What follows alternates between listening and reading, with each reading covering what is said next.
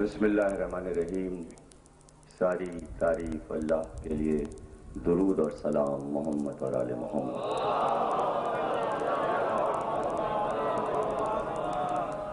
ہجری 1420 کے شہ محرم کی شاہ نجف میں 8ویں مجلس آپ حضرات سماعت فرما رہے ہیں، دم ہمادم علی علی کے موضوع پر۔ کوشش یہی کی گئی کہ علی علی کہنے والوں اور سننے والوں کو یہ سمجھایا جائے کہ علی علی کہنا کیوں ضروری ہے اور علی علی کہنے کے فوائد کیا ہیں اور کب سے کہا جا رہا ہے علی علی۔ آج کی تقریر جیسا کہ کہہ چکا میں کہ آج کیا پڑھا جائے گا،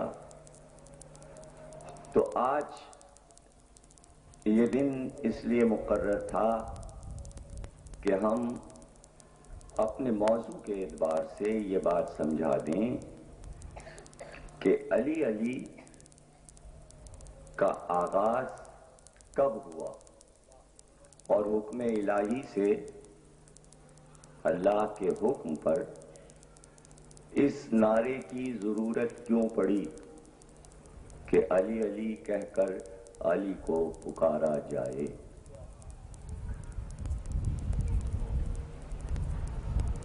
جیسا کہ اکثر سننے میں آپ کے بھی یہ بات آتی ہوگی اور ہم کو تو بہت ہی سننا پڑتا ہے اس مسئلے کو کہ جی 1400 برس ہو گئے، کب تک خیبر پڑھتے رہیے گا۔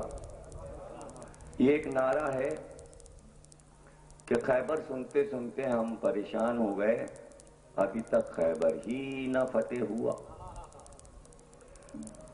تو بات یہ صحیح ہے کہ اب تک خیبر نہیں فتح ہوا، خیبر نہیں فتح ہوا۔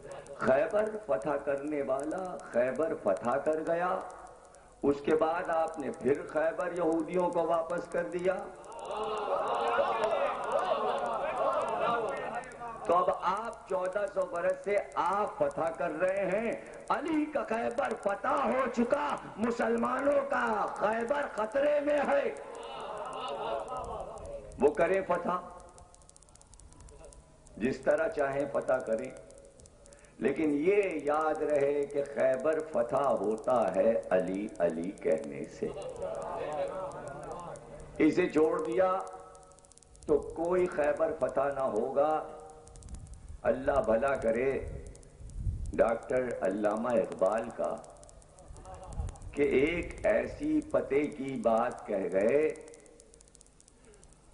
کہ میں سمجھتا ہوں اس کو اگر میں اس موقع پر کہوں تو یہ ریسرچ کا مقالے کا موضوع بن سکتا ہے۔ یہودیوں کے قلعہ خیبر کی بات نہیں، اقبال کہہ رہے ہیں کہ میرا دل یہودی ہے، میں اپنے دل کے خیبر کو فتح کرنا چاہتا ہوں علی علی کہہ کر۔ جن جن کے دل یہودی ہیں کم از کم وہ تو اس علی علی سے فائدہ اٹھائیں۔ اور اگر اقبال نے کہا ہے تو یہ ان کے خواب کی بات آپ کے لیے ہو تو ہو، لیکن تعبیر سامنے ہے کہ سب کے دل یہودی ہو گئے علی علی کے مسئلے میں۔ جو علی علی کہنے کا دشمن ہو، سب کے دل یہودی، سب کے دل یہودی ہیں اور سب کے دل میں خیبر بیٹھا ہوا۔ عجیب عجیب باتیں اقبال کر گئے کہ دل میں تو خیبر ہے اور یہاں سومناتھ ہے، یہاں سے کافر، یہاں سے مشرک۔ اب یہ سب اقبال کہہ گئے ہیں، مسلمانوں کو خود سوچنا چاہیے۔ خود ہی اقبال نے کہہ دیا میں جنم جنم کا سومناتی، آبا میرے لاتی مناتی میں جنم جنم کا سومناتی. تو لات و منات کی نسل والے ظاہر علی سے دشمنی رکھیں اس لیے کہ باپ دادا کو علی نے توڑا پھوڑا ہے. تو اب آواز میں آواز ملا کر اگر اپنے بھی یہ کہنے لگیں اجی خیبر پڑھنے کا کیا فائدہ ہے، تو ہر چیز میں کیا فائدہ ہے. یعنی جتنے کام دنیا میں مسلمان کر رہے ہیں، سیاسی، نظریاتی، فلاحی، ہر چیز میں فائدہ ہے. تو ہر کام فائدے کے لیے نہیں ہوتا کہ آپ اپنا فائدہ سوچیں. اللہ جو کام کرواتا ہے اس میں دیکھتا ہے کہ اللہ کے دین کا کیا فائدہ ہے. تو ہو سکتا ہے ذکر علی میں اللہ کا فائدہ ہو. اب یہ اللہ کا فائدہ نقصان میرے تو سمجھ میں نہیں آیا کہ اللہ نے کیوں اعلان کیا کہ تم خسارے میں ہو. اگر بندے خسارے میں تھے تو اللہ کو اعلان کرنے کی کیا ضرورت تھی؟ ہونے دیجئے خسارے میں. پتہ چلا بندوں کا خسارہ اللہ کا خسارہ ہے. ورنہ کیوں کہتا کہ اِلَّا الَّذِينَ آمَنُوا وَعَمِلُوا الصَّالِحَاتِ وَتَوَاصَوْا بِالْحَقِّ وَتَوَاصَوْا بِالصَّبْرِ. یعنی اس طرف آ جاؤ اللہ کے دین کی طرف، تب فائدے میں رہو گے. ورنہ وقت عصر کی قسم تم سب خسارے میں، ساری انسانیت گھاٹے میں ہے، نقصان میں ہے. تو علی علی کا نعرہ خسارے سے نکالتا ہے انسانوں کو. یہ جتنے آپ کے مسائل ہیں اصل میں مسئلہ یہ آ جاتا ہے کہ انسانوں کے مسائل کی وجہ سے اللہ میاں بھی بندوں کی صف میں نظر آنے لگتے ہیں. بھائی جب یہ مسئلے سب توحید کے حل کیے جاتے ہیں تو ہر چیز میں اللہ میاں انوالو ہو جاتے ہیں. آپ لاکھ ان کو الگ رکھیں، اللہ کے لیے یہ کام کر رہے ہیں، ہم اللہ کے لیے یہ کام کر رہے ہیں، فی سبیل اللہ، فی سبیل اللہ. اور ہر ایک کا اپنا الگ الگ نظریہ ہے، ہر ایک کا اللہ الگ الگ. جتنے رنگ کے چاہیے آپ اللہ لے لیجئے. 72-73 فرقے ہیں، سب کی کتابیں اللہ پہ پڑھ لیجئے، سب کا اللہ الگ الگ. حالانکہ کہتے ہیں سب کا اللہ ایک ہے. ایک نعرہ لگتا ہے اللہ ایک، نبی ایک، کتاب ایک، گھر ایک. لیکن جو نظریہ آپ اللہ، کتاب، نبی اور گھر کے بارے میں پیش کرتے ہیں وہ 72 رنگ کے نظریات ہیں. بس کمال یہ ہے جناب، جملہ آپ کے کام کا یہ ہے کہ علی ایک رنگ کا، علی 72 طریقے کے نہیں ہیں. علی 72 طریقے کے نہیں. بہت کوشش کی کہ نمبرنگ میں کچھ گڑبڑ ہو تو بہت سے علی نظر آنے لگے، لیکن جدھر سے دیکھو علی پہلا ہی نظر آتا ہے، پہلا نظر آتا ہے. آپ کہیں گے یہ آج بڑی عجیب بات آپ نے کہی کہ کہیں سے چوتھے نظر آتے ہیں تو پہلے کیسے نظر آ رہے ہیں؟ آپ خود غور کر لیجئے کہ علی پہلے نظر آ رہے ہیں. آپ خود دیکھیں. ایک نظریہ دیا ایسے ایسے ایسے ایسے دین چلے گا، کچھ اور ہوا ایسے چلے گا، کچھ اور ہوا ایسے چلے. علی آئے تو معاملہ ہی ٹھپ ہو گیا. خلافت کا اعلان ہو گیا بس یہ آخری خلیفہ ہے. تو اب جو آخری ہوگا فقہ اس کی چلے گی، دین اس کا چلے گا. اس لیے کہ علی کی حکومت کو منسوخ کرنے کے لیے کوئی مائی کا لال نہیں آیا. تو اب پیچھے کی طرف کیسے جائیں گے آپ؟ جو علی نے کہا ہے وہ ہوگا اب قیامت تک. ورنہ پھر پانچواں لاتے. یہی کوشش ہمارے ملک میں ہو رہی ہے کہ علی کے بعد کسی پانچویں کو لائیں. تو آپ کے لانے سے کیا ہوتا ہے؟ جب مدینے کے مسلمان نہیں لائے مدینے میں اس کو، تو آپ کہاں سے لا رہے ہیں؟ اتنا جھوٹ بولو، اتنا جھوٹ بولو کہ جھوٹ سچ ہو جائے. فاروق لغاری گئے عرب، جب بیچارے کبھی صدر تھے. اتفاق یہ ہے کہ زیادہ تر صدر جتنے بھی بنے ہیں پاکستان کے، سب کی آنکھوں میں کوئی نہ کوئی عیب تھا. دیکھیں اس جملے کا مزہ ابھی تھوڑی دیر کے بعد آئے گا، ابھی نہیں آئے گا.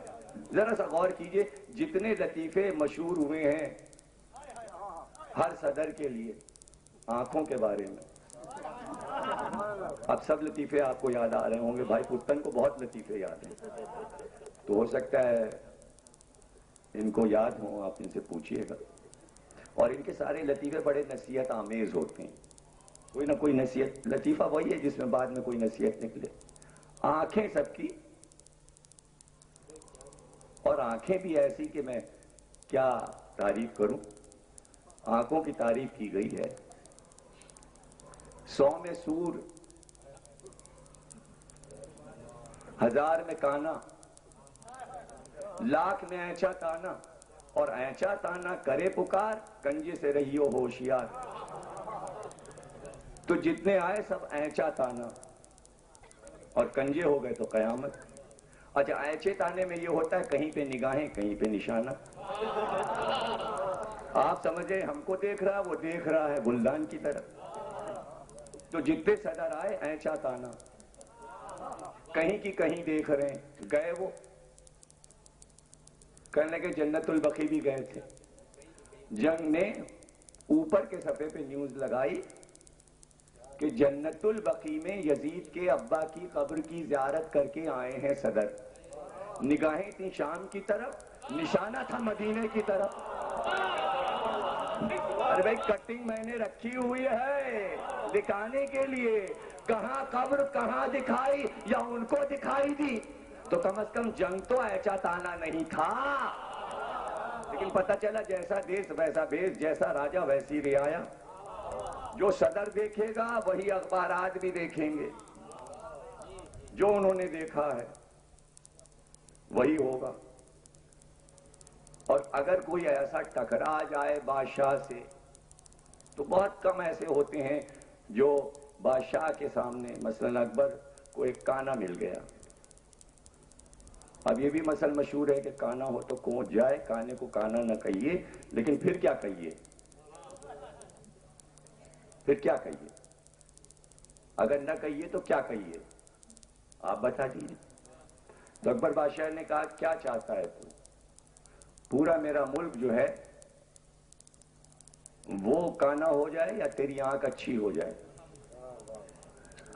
کیا خواہش ہے اس کی؟ اس نے کہا، کہہ دیتا کہ میری آنکھ اچھی ہو جائے۔ اس نے کہا یہ تو ناممکن ہے کہ میری آنکھ اچھی ہو جائے۔ اس نے کہا اکبر بادشاہ میں یہ چاہتا ہوں پورا ملک کانا ہو جائے۔ یہ ہو سکتا تھا، سب کی پھوڑی جا سکتی تھی، اس لیے اس نے خواہش کی۔ تو جہاں صدری اینچا تانا ہو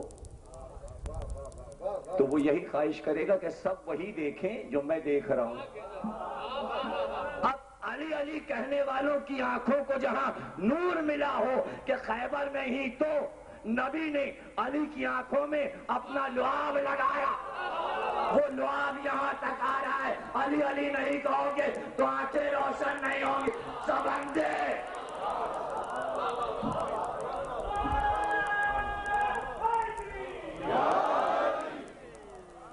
سب اندھے۔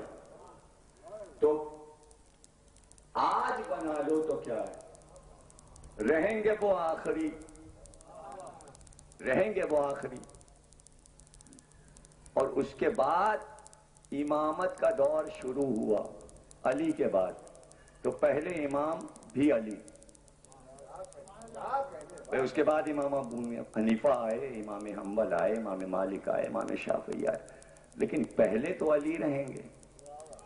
تو میں نے غلط کہا کہ علی ایک ہے، جس رخ سے بھی آپ دیکھیں گے علی ایک ہے۔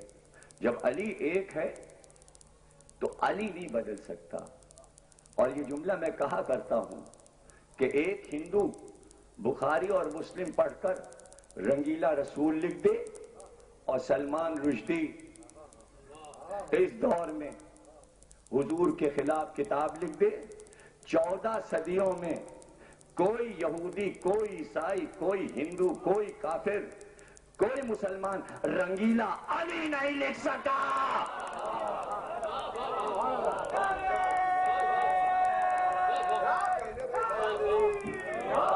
آج لکھ دے کوئی، آج لکھ دے کوئی، تو کیوں آپ نے رنگیلا بنایا؟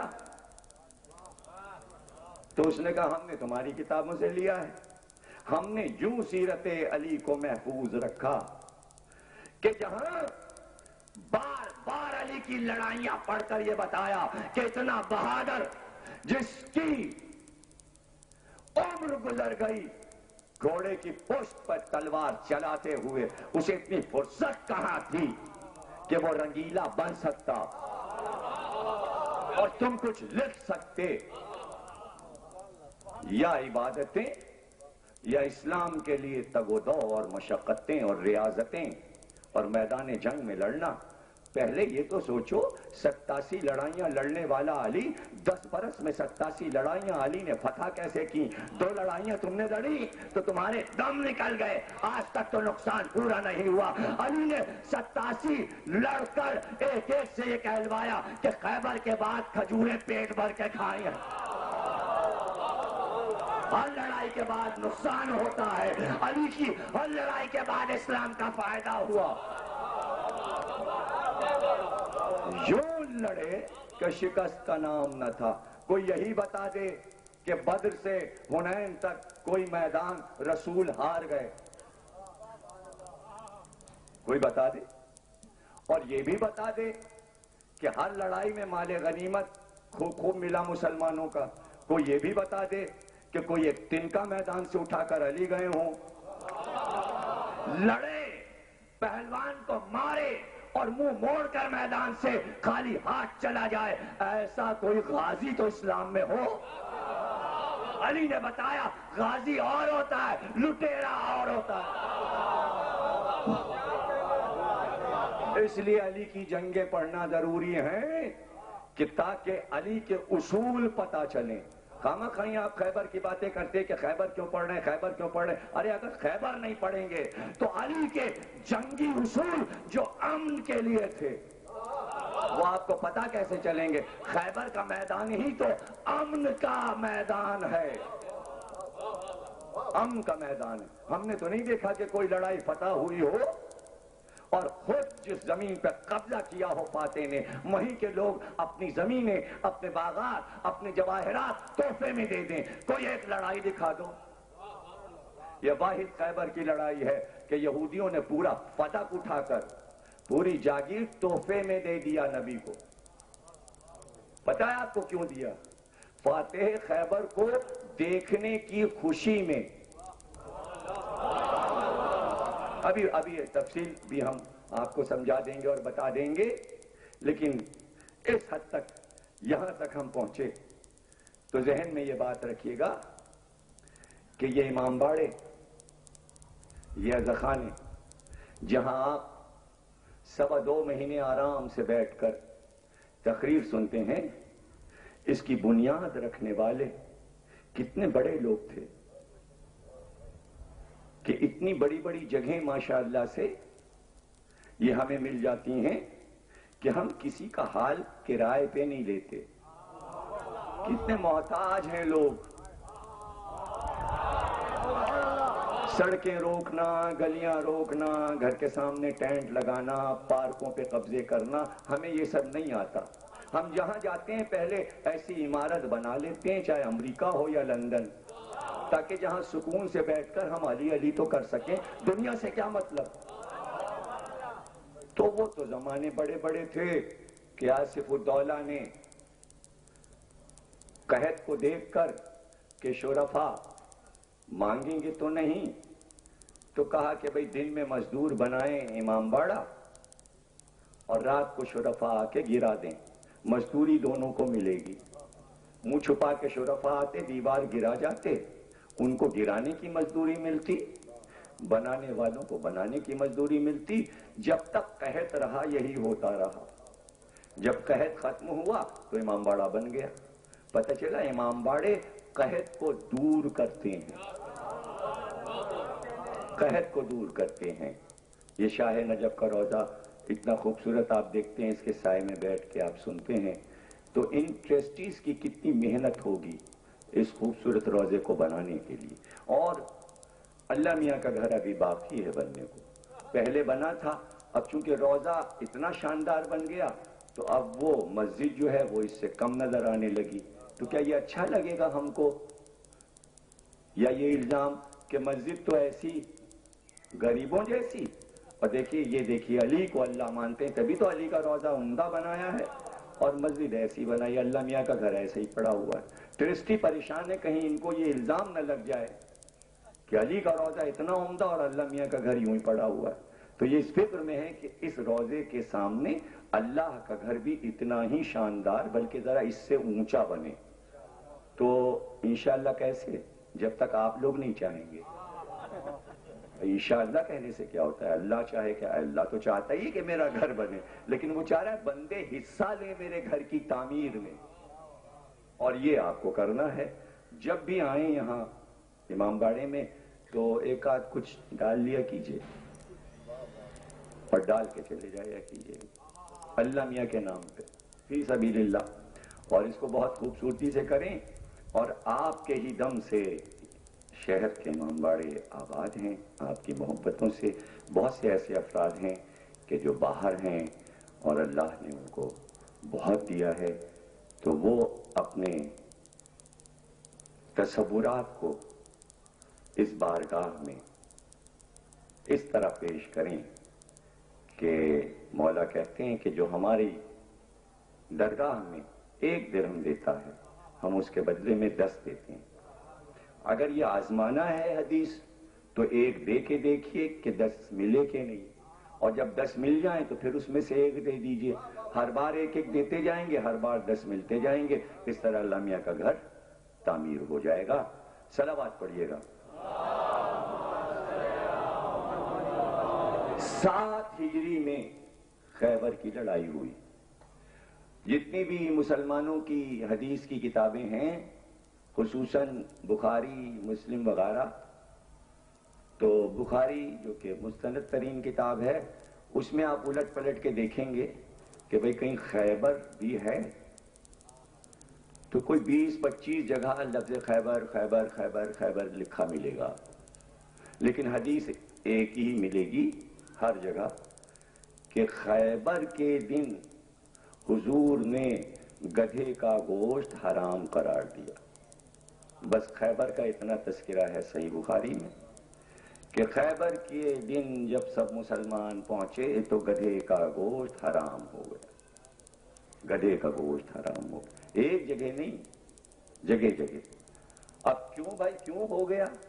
پتہ یہ چلا کہ جب مسلمان خیبر کے میدان میں پہنچے جنگ کے لیے تو یہودی بھاگ لیے تھے پہلے ہی قلعوں کے اندر۔ 7 قلعے تھے، سب سے اونچا قلعہ قلعہ قموس تھا، اوپر پہاڑیوں پہ سارے قلعے بنے تھے، اتنے مضبوط قلعے برسوں سے انہوں نے بنائے ہوئے تھے۔ انہیں معلوم تھا کہ ہمیں ایک دن مقابلہ کرنا ہے مسلمانوں کے نبی سے، تو انہوں نے اپنے قلعوں میں سب کچھ بھر لیا تھا، کھانا پینا، برسوں کا سامان، لباس اور جواہرات اور دولت اور سونا 7 قلعوں میں بھرا ہوا تھا۔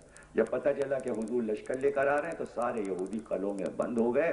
مضبوط دروازے انہوں نے بنائے تھے، دروازے بند کر دیے گئے اور سب اندر۔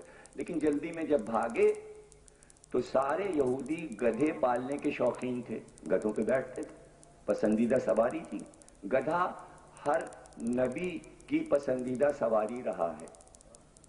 حضرت داؤد کا گدھا مشہور ہے، حضرت موسیٰ کا گدھا مشہور ہے، حضرت دانیال کا گدھا مشہور ہے، حضرت عیسیٰ کا گدھا مشہور ہے۔ کہنے کا مطلب یہ کہ ہر نبی کے ساتھ گدھے رہے ہیں۔ اس میں واہ واہ کی کیا بات ہے؟ میرے سمجھ میں نہیں ہے بھائی، سواری تھی۔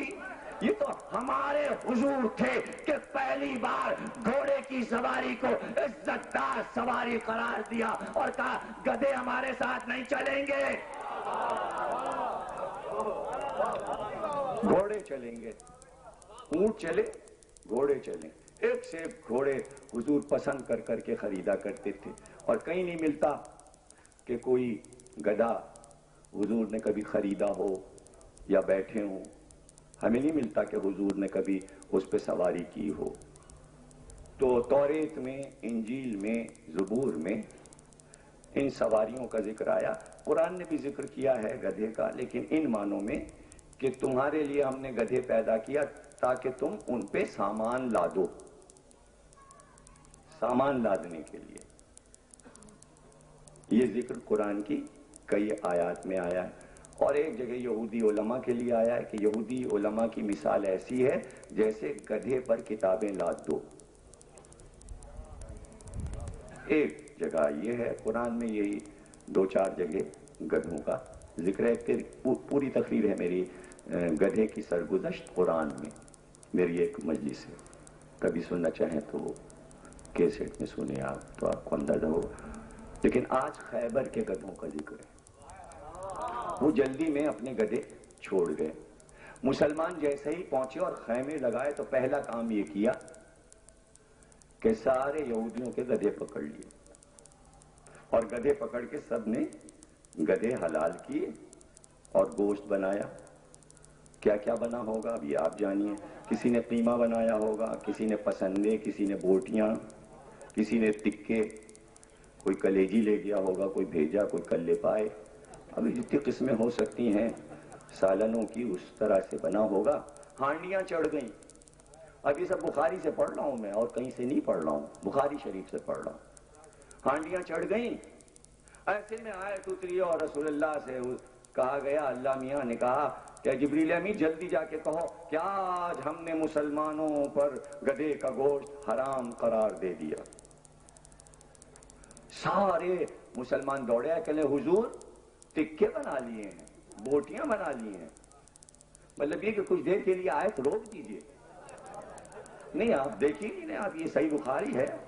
اے حضور اتنی محنت سے پسندے بنے ہیں، قیمہ بنا ہے، شامی کباب پکنے جا رہے ہیں، سب تیاری ہو گئی ہے، اب گوشت تیار ہونے ہی والا ہے. کسی نے قورمہ پکایا ہے، کسی نے قلیہ پکایا ہے، اب تو بس کھانے کی دیر ہے. صحیح بخاری. حضور نے کہا ہانڈیاں تیار ہو گئی. کہاں؟ کہ الٹ دو. بھائی توجہ کیجئے گا، بخاری ہے. ہانڈیاں جا کے الٹ دو. کچھ اصحاب کو بلایا کہ اگر ہانڈیاں نہ پلٹیں تو جوتوں سے ٹھوکر مار مار کے ہانڈیاں پھینک دو چولہوں پر سے. اب کیا سین ہوگا، سب کی ہانڈیاں پک رہی ہیں چولہوں پہ اور فٹ بال کی طرح ہانڈیاں پھینکی جا رہی ہیں. حکم آ گیا. کچھ لوگ بھاگے ہوئے آئے، کہنے حضور ہمارا سالن تو پہلے ہی پک گیا تھا. کہا تو پھر؟ کہ ہم لوگوں نے تو کھا لیا. کہ حلق میں انگلیاں ڈال ڈال کے نکالو. صحیح بخاری. میرے سمجھ میں نہیں آیا یہ گدھے کا گوشت. مطلب یہ تھا، غور نہیں کیا آپ نے، کہ خیبر کو چھپایا گدھے کے گوشت میں. کہ وہی آ گئی اور گوشت حرام ہو گیا اور فلانا ہو گیا. یعنی کے مسئلے میں خیبر کو چھپا دو. ایک فتویٰ کے گدھے کا گوشت حرام ہے، اسی فتوے پہ نگاہ رہے، گدھے سے آگے بات نہ بڑھے. لیکن حضور کو بھی کہ بھائی نکالو، الگ سے نکالو، حرام حرام ہو گیا سے. تو بس اسی پر محدثین نے بحث کی. لیکن اب کریں کیا؟ کوئی ایسی ڈھکی چھپی لڑائی تو تھی نہیں. صحیح بخاری نے پھر ایک جگہ سعد ابن ابی وقاص کی زبان سے ایک چھوٹی سی حدیث لکھ دی. بس اس حدیث کا لکھنا تھا کہ ہم سمجھ گئے کہ لکھنا چاہتے تھے کچھ، لیکن نہیں لکھنے دیا کسی نے، کہ جو قلم پکڑ لیتا ہے مورخ کا آ کر، لیکن اسی وقت جب وہ لکھوا رہا ہوتا ہے تو پھر جبریل آ کے کونی مار کے ایک چھوٹی سی بات لکھوا کے چلے جاتے ہیں. کیا کرنا ہے سب کچھ لکھ کے؟ بس یہ چھوٹی سی بات لکھ دو، علی کے لیے کافی ہے. تو سعد ابن ابی وقاص نے کہا کہ علی کو 3 فضیلتیں ایسی ملی کہ اگر مجھ کو مل جاتی تو عرب کے سرخ اونٹوں، کالی آنکھ والے اونٹوں سے افضل تھا کہ یہ 3 فضیلتیں مجھے مل جاتی. ایک یہ کہ فاطمہ سے علی کی شادی ہو گئی، ایک یہ کہ مباہلے میں علی کو رسول لے گئے، اور ایک یہ کہ خیبر کا علم علی کو مل گیا. کاش مجھ کو ملتا. یہ اتنا سا بخاری نے لکھ دیا. بس یہ کافی ہے خیبر کو سمجھنے کے. دیکھیے مرکز جو ہے خیبر کی لڑائی کا وہ ہے علم. علم. اور وہی لکھ دیا کہ خیبر کا علم جو علی کو ملا. تو ساتھ کے اس اعلان نے بتایا کہ عین سے علم علی کو ملا، الف سے علم کچھ اور لوگوں کو ملا،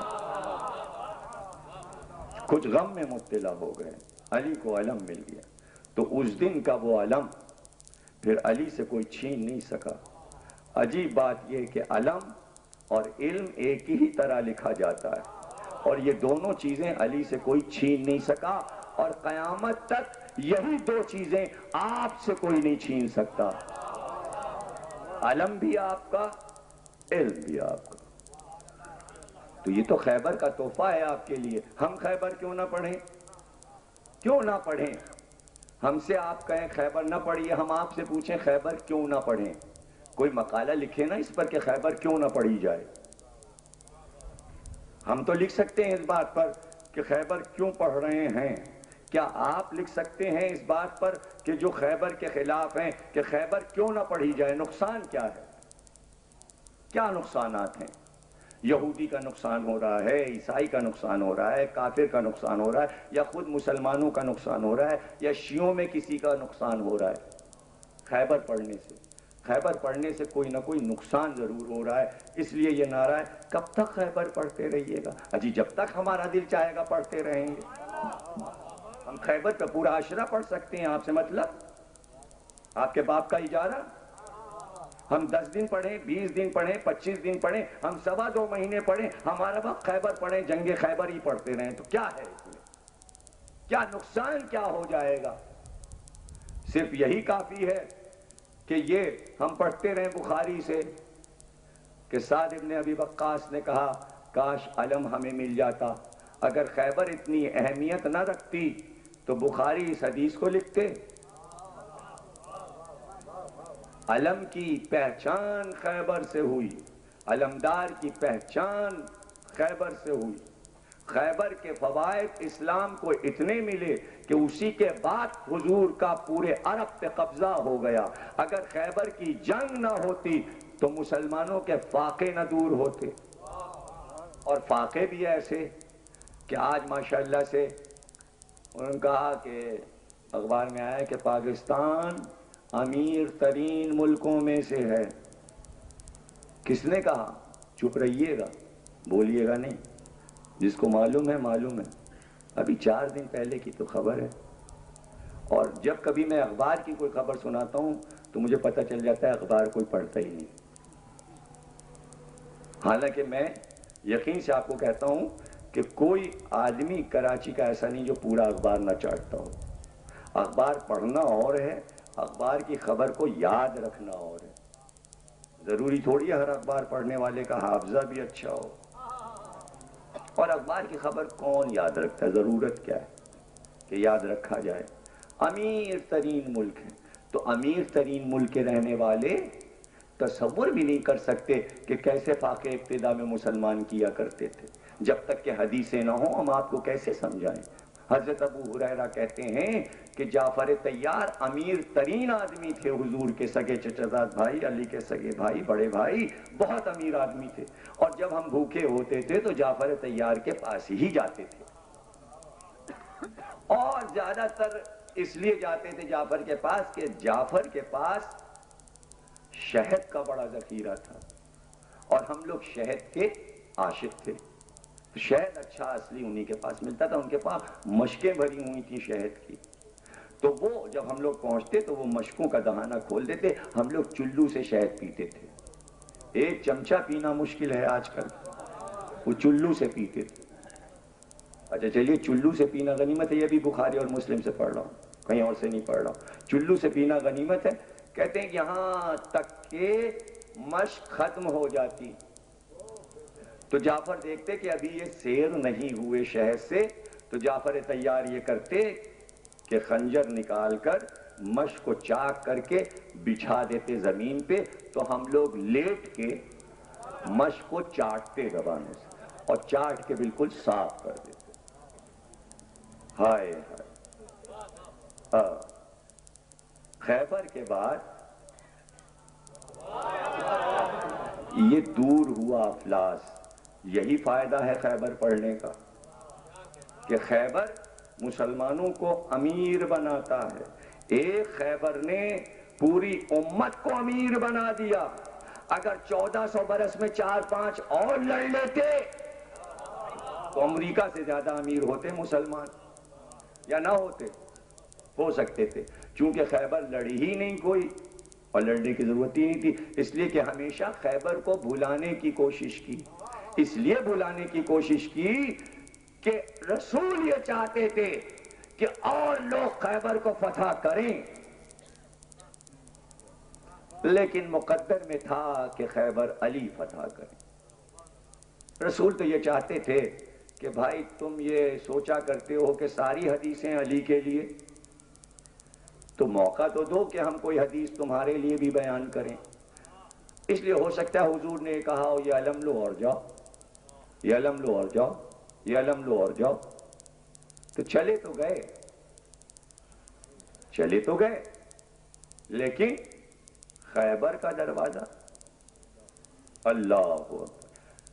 آپ بھول جائیں خیبر، ہم بھول جائیں، مسلمان بھول جائیں، لیکن اردو ادب کے، فارسی کے، عربی کے شعراء کسی صنف میں خیبر کو نہیں بھولتے. غزل ہو، مثنوی ہو، مرثیہ ہو، رباعی ہو، قطع ہو، کوئی بھی صنف ہو، قصیدہ ہو، خیبر کو نہیں بھولتے. غالب نے غزل میں خیبر کو یاد کیا اور اتنی مشہور ان کی غزل ہے کہ آپ حیران ہو جائیں گے. کہتے ہیں کہ دھمکی میں مر گیا جو نواب نبرد تھا. اب خیبر میں کیا کیا خاص چیزیں ہیں آپ کو معلوم ہے. خیبر میں ایک خاص چیز ہے دروازہ. خیبر میں ایک خاص چیز اور ہے، کل علم مرد کو دیں گے. لفظ مرد خیبر کی خاص چیز ہے. رجل، ہم علم دیں گے مرد کو، رجل کو. رجل مانے مرد. اور ایک چیز ہے دروازہ، اور تیسری چیز ہے دھمکی میں مر جانا. تینوں چیزوں کو ملا لیجئے خیبر سمجھ میں آ جائے گا. محدث دہلوی نے، طبری نے، سب نے جو تفصیل خیبر کی لکھی وہ یہی لکھا کہ علم لے کر جانے والے جاتے رہے. یہودیوں نے یہ کیا تھا کہ 3-4 پہلوان پالے ہوئے تھے انہوں نے، مستنڈے، وہ کھاتے رہتے تھے، اکھاڑے میں لڑتے رہتے تھے. تیاری ہو رہی تھی کہ جب حملہ ہوگا مسلمانوں کا تو یہ چاروں کام آئیں گے. وہ چاروں سگے بھائی تھے اور خوب ان کو تیار کیا گیا تھا دمبوں کی طرح. سب سے بڑا حارث تھا، اس کے بعد مرہب تھا، پھر انتر تھا، پھر یاسر تھا. 4 بھائی تھے اور چاروں خوب مضبوط پہلوان تھے، فاتح. تو اس میں جو سب سے بڑا حارث تھا اس کو یہودیوں نے کہا تھا کہ جو خندق ہم نے قلعوں کے سامنے کھودی ہے، تم بس خندق کے اس طرف، جدھر خندق کے اس پار نبی کا لشکر ہے، مسلمانوں کا لشکر ہے، تم ادھر بس ٹہلتے رہو ایک گرز لے کر. سنا یہ ہے کہ 3 من کا گرز تھا اس کا، حارث کا. وہ گرز کو بس ایسے گھماتا رہتا تھا. اس نے ایک بار یوں کیا، گرز کو گھما دیا، بس اس کے گرز کے گھومنے کو دیکھ کر سب گھوم جاتے تھے. یعنی حارث کی ایک دھمکی پر 39 دن صرف دھمکی پر آنا جانا لگا رہا. اس منزل سے میں جلدی گزر جانا چاہ رہا ہوں، یہاں پہ رکوں گا تو پھر آپ اسی کا لطف لیتے رہیں گے، ہمیں منزل تک پہنچنا ہے. یہ آنا جانا لگا رہا. تو غالب نے 3 چیزیں جو خیبر کی خاص ہیں، ایک قلعہ خیبر کا دروازہ، باب، ایک لفظ مرد، ایک دھمکی، 3 چیزوں سے غزل کا ایک شعر کہا. دھمکی میں مر گیا جو نواب نبرد تھا، جو دروازہ توڑنے کی خو ہی نہیں رکھتا تھا وہ ایک دھمکی میں مر گیا. دھمکی میں مر گیا جو نواب نبرد تھا. عشق نبرد پیشہ طلبگار مرد تھا. عشق نبرد پیشہ یعنی عشق کا میدان خیبر عشق ہے. خیبر عشق الہی ہے، خیبر عشق محمد ہے، جسے عشق حقیقی ہوگا وہی مرد ہوگا، وہی خیبر کا قلعہ توڑے گا، وہی دروازہ توڑے گا، وہی میدان فتح کرے گا، یہ غالب کہہ رہے ہیں، اور وہ بھی غزل میں یعنی اشارہ کر رہے ہیں۔ اب جناب علی خوشی سب کو یہ تھی کہ یہ بہت اچھا ہوا کہ علی نہیں آئے، علی نہیں آئے، سب یہ سمجھ رہے تھے یہ لڑائی ہم ہی فتح کریں گے، یہ لڑائی ہم ہی فتح کریں گے۔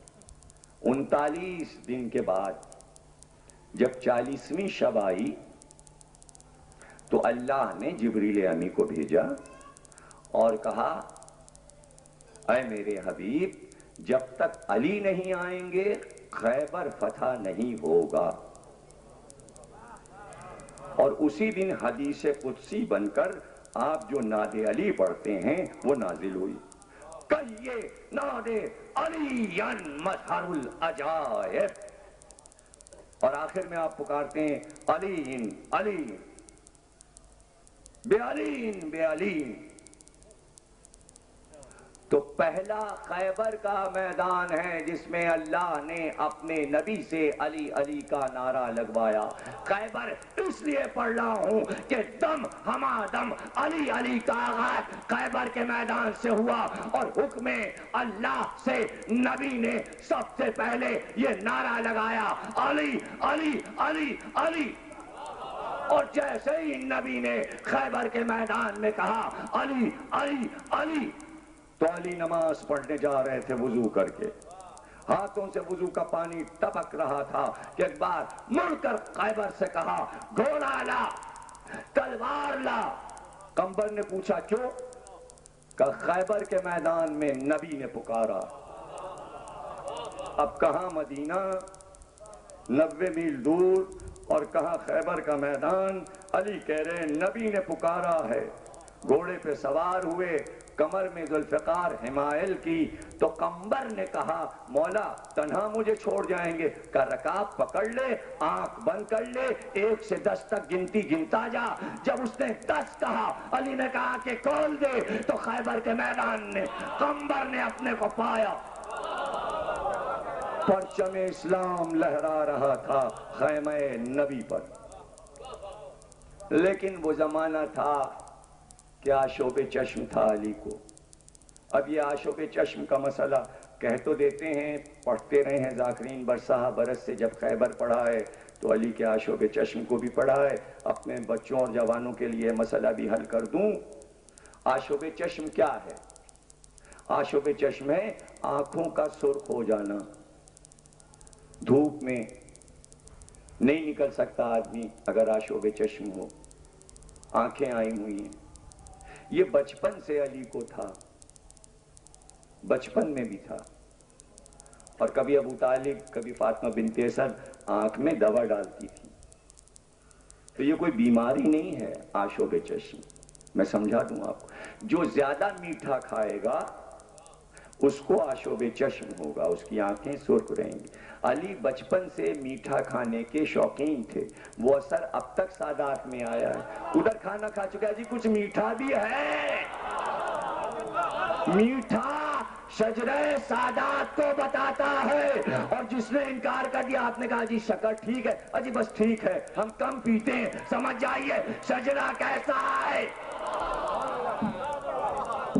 کبھی بھی علی والے کو شوگر وگر نہیں ہوتی، یہ فیشن نکلا ہوا ہے کراچی میں، زیادہ شکر پیو گے شوگر ہو جائے گی۔ یہ کن لوگوں نے نکالا ہے بھائی؟ یہ نکالا ہے ڈاکٹروں نے تاکہ ہماری چلتی رہے اور شوگر والے آتے رہیں۔ جس کو نہیں بھی ہے اگر ایک بار کہہ دیجئے تمہیں شوگر ہو رہی ہے تو ہو جائے گی۔ شوگر کوئی بیماری نہیں ہے، شوگر کوئی بیماری نہیں ہے۔ جتنا زیادہ آپ میٹھا کھائیں گے اتنی ہی شوگر آپ کی بڑھتی رہے گی۔ یہ ڈھکوس لیں، بیکار کی بات ہے کہ کراچی میں صاحب بڑی شوگر ہوتی، شوگر وگر نہیں ہوتی، کچھ نہیں ہوتی۔ خوب شکر چائے میں بھی پیا کیجئے، کھیر بھی کھایا کیجئے، ہر میٹھی چیز کھایا کیجئے، دیکھیے شفا ہوگی آپ کو۔ میں وعدہ کرتا ہوں اگر یا علی کہہ کر شوگر والا کھیر کھا لے تو صحیح ہو جائے گا۔ سلام۔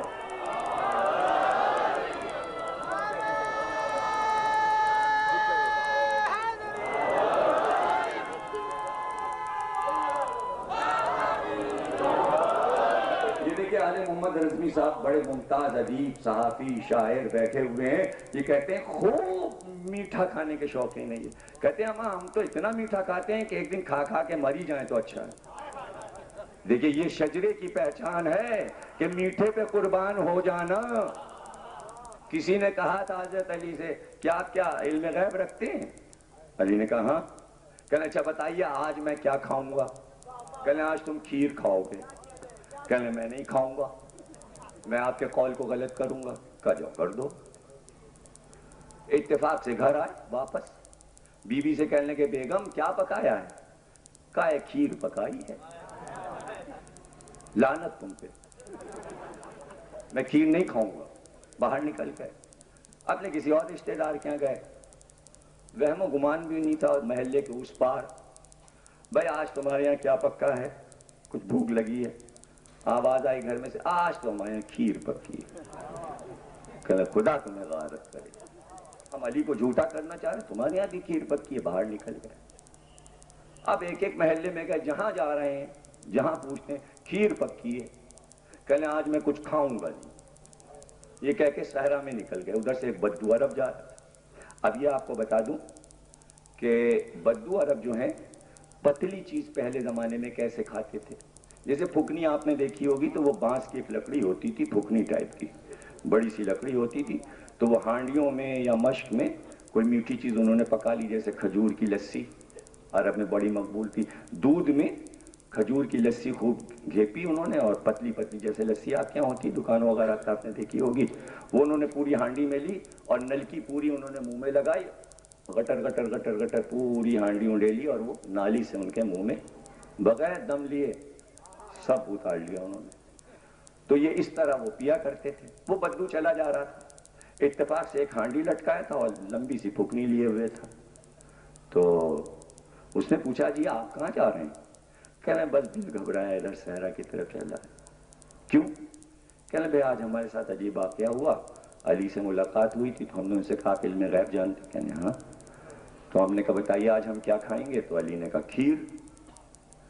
تو گھر میں گئے وہاں بھی کھیر پکی تھی، پڑوسی گئے وہاں بھی کھیر پکی تھی، رشتہ دار کیا گئے وہاں بھی کھیر پکی تھی۔ اچھا تمہارے پاس کچھ کھانے کو ہو تو دو، اب تو بھوک لگی۔ تو اس نے کہا ہمارے پاس کھیر کی ہانڈی ہے۔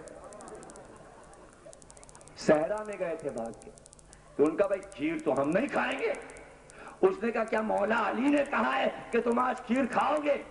کہنا ہاں۔ کہنا ارے میں علی والا ہوں، میں تو تمہیں کھلا کے رہوں گا۔ ایک بار لٹایا، منہ میں پھکنی لگائی اور پوری ہانڈیاں اتارنا شروع کی۔ کہ جب علی نے کہا ہے تو تم کھیر کھاؤ گے۔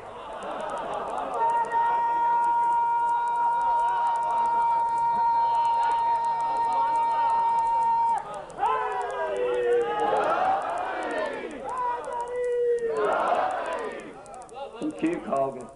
اب یہ تو آپ سمجھ ہی گئے ہوں گے یہ کون ہے جو بات بات پہ علی کا امتحان لیتے ہیں۔ بات بات پہ علی کا امتحان، کبھی مردہ لے آئے، زندہ لے آئے، اس کو کرے نماز جنازہ پڑھاتے، کبھی ڈبیا میں چوٹی لے آئے کہ آپ سب کو رزق دیتے ہیں؟ کہنے ہاں۔ کہنے میرے جیب میں ایک مخلوق ہے، کیا اس کو بھی دیا ہے؟ کہاں اس کو بھی دیا ہے۔ چوٹی کو کھولا، ڈبیا سے نکالا تو اس کے منہ میں چاول کا دانہ تھا۔ تو آزمانے کے باوجود یہ امتحانات علی کے ہوتے رہتے تھے۔ تو میٹھی چیز جو ہے اس سے کون بچ کے صحرا کو بھاگتا ہے؟ علی والا نہیں بھاگتا۔ تو جس کو مٹھاس زیادہ ہوتی ہے اس کو آشوب چشم ہو جاتا ہے۔ علی بہت کھجوریں کھاتے تھے بچپن سے، کھجوروں کے شوقین تھے، تو آشوب چشم بچپن سے رہتا تھا، اور اس قدر کھاتے تھے کھجوریں دونوں بھائی رسول اللہ اور حضرت علی دونوں، کہ باغ میں دونوں چلے گئے، باغ والے نے کھجوریں ڈھیر کر دیں، دونوں بھائی بیٹھ گئے، کھاتے چلے جا رہے ہیں۔ ماشاءاللہ سے کیا کہنا، عربوں کی غذائیں تھیں، امام اور نبی کی غذا تھی۔ کبھی کبھی تو کھاتے تھے ورنہ زیادہ تر تو فاقے ہی کرتے تھے۔ اور یہ خیبر کے بعد ہی ہوا ہوگا کہ جب سبھی 9 سیر کھا رہے ہیں تو تھوڑی سی علی اور نبی بھی کھا لیں۔ اور اس میں بھی یہ لطیفہ مشہور ہے کہ کھجوریں کھا کھا کے رسول اللہ گٹھلیاں حضرت علی کی طرف پھینک دیتے تھے، جدھر حضرت علی بیٹھے تھے وہاں ڈھیر لگا دیتے تھے۔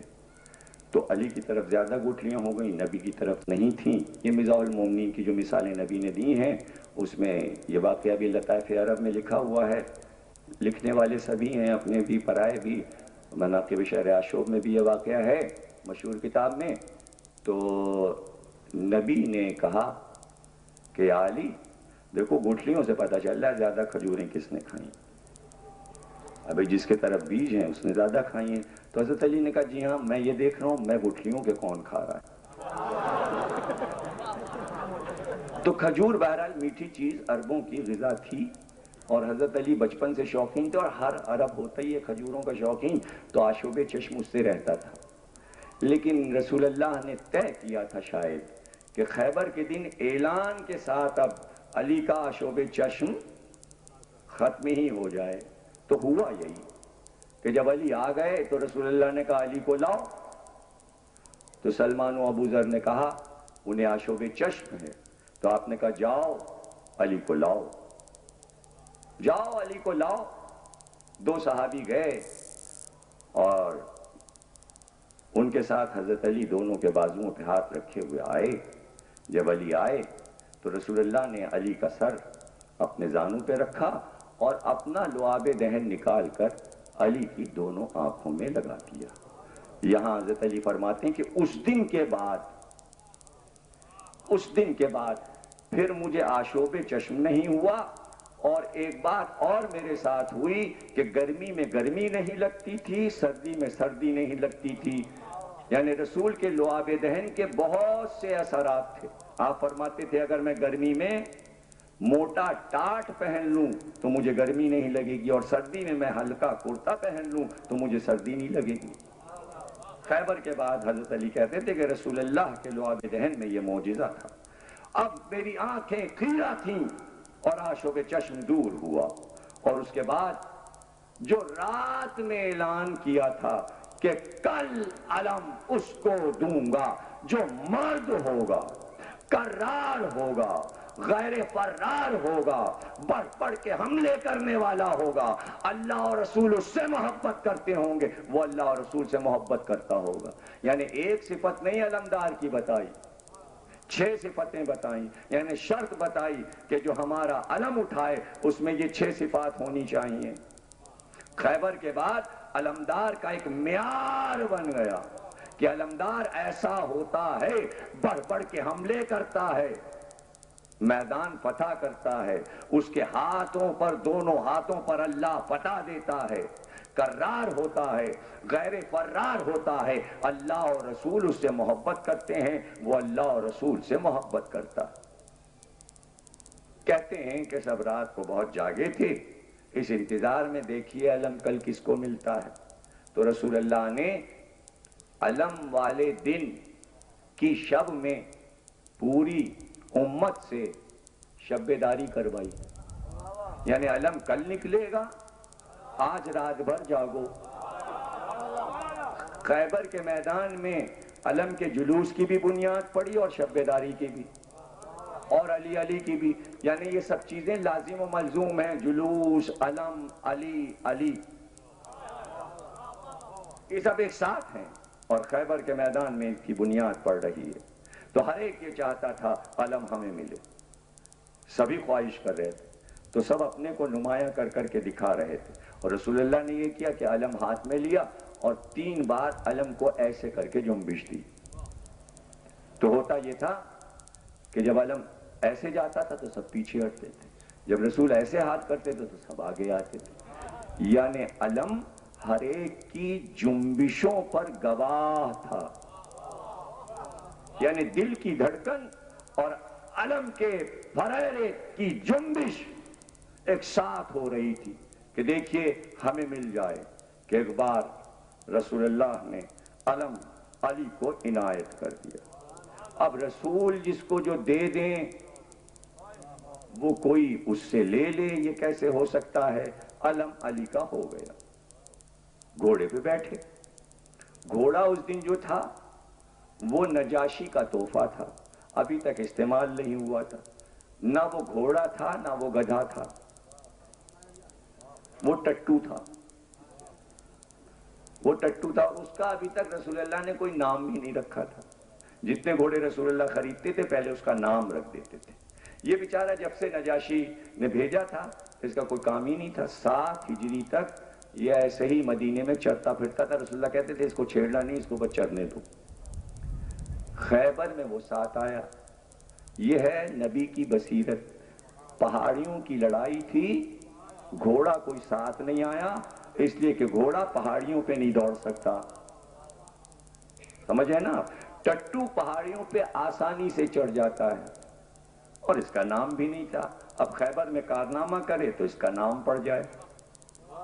علی اسی پر بیٹھے نجاشی کے تحفے پر، اور جب چلے اس پر بیٹھ کر تو عربی میں اگر تیز دوڑ رہا ہے، تیز دوڑ رہا ہے یعنی اتنی تیز کہ اپنے چاروں پیروں کو پھیلا دے اور ایسا معلوم ہو کہ اس کا شکم زمین سے مل جائے گا. جب تیز دوڑتا ہے کوئی جانور تو ایسا لگتا ہے کہ اس کا شکم مس کر رہا ہے زمین سے. تو اس کو عربی میں کہتے ہیں کہ اگر تیز دوڑے اور ایسا لگے کہ سینہ زمین سے مس ہو رہا ہے تو عربی میں کہتے ہیں دل دل. جب علی کو لے کر وہ تیز دوڑا پہاڑیوں پر تو نبی نے کہا دیکھو اس کا شکم زمین سے مس ہو رہا ہے. تو نبی کی زبان سے جملہ نکلا دل دل. آج اس کا نام پڑ گیا دلدل. اس لیے آپ کے ہاں ذوالجناح کا ایک نام دلدل بھی ہے، حالانکہ وہ الگ ہے یہ الگ ہے، لیکن سارے نام استعمال ہوتے. دلدل علی کو لے کے چلا. جب چلنے لگے علی علم لے کر تو جب بیٹھے تو منہ خیبر کے میدان کی طرف تھا اور ادھر نبی تھے. تو اب ہونا یہ چاہیے تھا کہ اگر کوئی بات کرے نبی سے تو چہرہ ادھر کر کے جھک کر نبی سے پوچھیں، لیکن مورخ اب ایک ایک لمحہ علی کا محفوظ کر رہا ہے. وہ لکھتا ہے کہ علی منہ خیبر کی طرف کیے تھے اور اس طرف نبی تھے، بغیر چہرے کو گھمائے ہوئے، سامنے دیکھتے ہوئے، ہاتھ میں علم لیے ہوئے. ایک بار پوچھا یا رسول اللہ کہاں تک لڑوں، کہاں تک لڑوں؟ تو آپ نے کہا جب تک ایک ایک یہودی لا الہ نہ کہہ لے علی تمہاری تلوار نہ رکے، ذوالفقار نہ رکے. تو لوگوں نے اس پر بحث کی کہ جناب حضور نے کہا ہے، جواب دیا ہے، اور علی نے مڑ کر ادھر نہیں دیکھا، یعنی میدان سے منہ نہیں پھیرا. اب یہ میں نے اس دن کہا تھا کہ آج میں یہ بات بتاؤں گا کہ ہر اسلامی نیک کام کی نیت ہوتی ہے اور اللہ صرف نیت دیکھتا ہے. جس کی مثال میں نے دی تھی جب آپ مصلی پہ کھڑے ہوئے اور آپ نے نیت کی اللہ اکبر میں نماز پڑھتا ہوں 2 رکعت قربتاً اللہ، تو آپ نے نیت کی. جب نیت کی تو اب آپ منہ ادھر ادھر نہیں موڑیں گے. جب تک نماز نہ ختم ہو جائے آپ منہ ادھر ادھر نہیں موڑ سکتے. نماز میں آپ منہ نہیں موڑ سکتے، یعنی جب تک نیت ہے تب تک منہ سامنے سے نہیں ہٹے گا. تو جس طرح نماز کی نیت ہے اسی طرح روزے کی نیت ہے، اسی طرح خمس و زکوٰۃ کی بھی نیت ہے. لیکن علی اگر نہ ہوتے اسلام میں تو یہ پتہ نہ چلتا کہ جہاد کی کیا نیت ہے. جہاد کی نیت یہ ہے کہ جب گھوڑے پر بیٹھ کر رخ کر لے میدان کی طرف تو اور نیت ہو جائے کہ میں جہاد کرنے جا رہا ہوں تو جہاد کے میدان سے منہ نہ موڑے. علی گھوڑے پر بیٹھ چکے تھے، علم مل چکا تھا، علی نیت کر چکے تھے، اس لیے منہ نہیں پھیرا میدان کی طرف سے اور سامنے دیکھے دیکھے پوچھا کہاں تک لڑوں. تو نبی کو بھی یہ بات معلوم تھی کہ علی نیت کر چکے اور گھوڑا چلا، دلدل چلا اور تیز چلا. لشکر ساتھ جو آ رہا تھا وہ پیچھے رہ گیا، وہ علی کا ساتھ دے کیسے سکتا تھا. علی پہنچ گئے. جب انہیں علم ہوا کہ آج آنے والا کوئی نیا ہے تو بڑی تیاری تھی ان کے یہاں بھی کہ آج بڑے اہتمام سے کوئی آ رہا ہے. تو انہوں نے ایک بڑا اہتمام جو اس دن کیا خاص طور سے وہ یہ تھا کہ قلعے کی برجی پر ایک نجومی کو بٹھا دیا، اور وہ نجومی اتنا پہنچا ہوا تھا کہ وہ ستاروں کی چال دیکھ کر علم نجوم سے بتاتا تھا کہ آنے والا فاتح ہے یا مفتوح ہے، یعنی ہم اس سے فتح کر لیں گے، اسے مار دیں گے، یا یہ ہمیں مارے گا۔ تو ابھی تک تو نجومی کو اطمینان تھا، سارے چہرے دیکھ چکا تھا، اور روز جب یہودی پوچھتے تھے ہاں بھائی چہرے پہ کیا لکھا ہے، کہا کچھ نہیں۔ اب یہ ذہن میں رہے کہ حضرت یعقوب کی جب وفات ہوئی ان کے 12 بیٹے تھے، تو بڑے بیٹے جو سب سے بڑے بیٹے تھے ان کا نام یہودا تھا، جن کی نسل میں یہودی آئے۔ تو حضرت یعقوب نے یہودا سے یہ کہا تھا کہ بیٹا تمہاری سلطنت باقی رہے گی، حکومت یہودیوں کے پاس رہے گی، لیکن جس دن شیلو آ جائے، شیلو عبرانی زبان میں شیر کو کہتے ہیں، جس دن شیلو آ جائے سمجھ جانا کہ تمہاری شکست ہو جائے گی، حکومت ٹوٹ جائے گی اور تم سب در بدر ہو جاؤ گے عرب سے۔ تو سب کو معلوم تھا کہ شیلو آئے گا، شیر آئے گا، تو وہ چہرہ دیکھ کے بتا دیتا تھا یہ شیر نہیں ہے۔ بھئی نجومی کو بٹھایا اس لیے کہ وہ چہرہ دیکھ کے بتائے کہ شیرانہ جلال چہرے پر ہے یا نہیں۔ تو سب اطمینان سے تھے قلعوں میں کہ کوئی ہم کو فتح نہیں کر سکتا۔ علی جو پہنچے دلدل پر بیٹھ کر، تو قلعہ خیبر کے سامنے جو پہاڑی کا ٹکڑا تھا، جاتے ہی اپنے علم کو، اب علم بھی سمجھ لیجئے، نیزے میں پھریرا لگایا تھا، نیزے کو الٹ دیا تھا، نوک نیچے کی طرف تھی، اوپر نہیں تھی نوک، نوک نیچے تھی، اور اس میں پھریرا حضور نے لگایا تھا۔ اب یہ سب تفصیل کے کس رنگ کا تھا، یہ سب تو بڑی تفصیلات کی چیزیں کبھی پھر عرض کریں گے، اگر خیبر پڑھوں تو 3-4 گھنٹے ہو جائیں گے۔ اب تو ختم پہ ہے خیبر، تقریر خاتمے پر آپ سمجھیں کہ بس یہیں پہ رک رہی ہے تقریر۔ پہنچتے ہی علی نے اس علم کو پتھر پہ گاڑ دیا۔ اب یہ تو بچپن سے ہمارے بچوں کو رٹایا گیا، پتھر پہ علم دین کا گاڑا کس نے، للکار کے مرحب کو پچھاڑا کس نے۔ آپ ہم سے کہہ رہے ہیں کہ خیبر نہ پڑھا کیجئے، اماؤں کو منع کیجئے، جو سب سے پہلے اپنے بچوں کو خیبر یاد کرواتی ہے۔ یاد کا دستور نہیں ہے، صدیوں کا دستور ہے کہ سب سے پہلے جب بچہ بولتا ہے تو اس کو یہ یاد کرایا جاتا ہے پتھر پہ علم دین کا گاڑا کس نے۔ اس میں کوئی راز ہے، ماؤں نے ایسے ہی نہیں میر انیس کی یہ ربائی اپنے بچوں کو یاد کرائی ہے، اس میں میر انیس کی ربائی میں اسم اعظم ہے۔ اب جو اسم اعظم ہی نہ جانے ہم اس سے کیا بات کریں۔ بچے کو اسم اعظم ماں یاد کرا دیتی ہے، بچہ بیٹا میرے لال یہ ربائی تمہاری حفاظت کرے گی۔ اب میں کس سے بتاؤں جا کر کہ اسم اعظم کیا ہے، اس میں اسم اعظم ہے۔ علی نے پتھر پہ علم کو گاڑ دیا۔ آج جب ریسرچ ہوئی تو پتا چلا کہ ایک ساتھ ایسی آتی ہے ستاروں کی چال میں کہ اس چال کو اگر کوئی پہچان لے، 2 ستارے ایسے ہیں آسمان پر، ایک ہے طائر نصر اور ایک ہے بربط۔